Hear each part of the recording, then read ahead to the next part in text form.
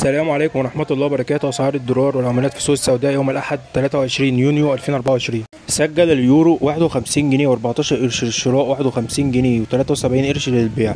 سجل الجنيه الاسترليني 60 جنيه و66 قرش للشراء، 61 جنيه و39 قرش للبيع. سجل الدينار الكويتي 154 جنيه و67 قرش للشراء، 155 جنيه و88 قرش للبيع. سجل الريال السعودي 12 جنيه و7 قرش للشراء، 12 جنيه و72 قرش للبيع. سجل درهم الاماراتي 12 جنيه و98 قرش للشراء، 12 جنيه و99 قرش للبيع.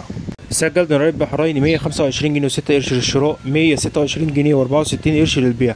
سجل ريال عماني 122 جنيه و51 قرش للشراء، 124 جنيه للبيع. سجل ريال قطري 12 جنيه و9 قرش للشراء، 13 جنيه و9 قرش للبيع. أسعار الدولار في البنك الأهلي المصري 47 جنيه و64 قرش للشراء، 47 جنيه و74 قرش للبيع.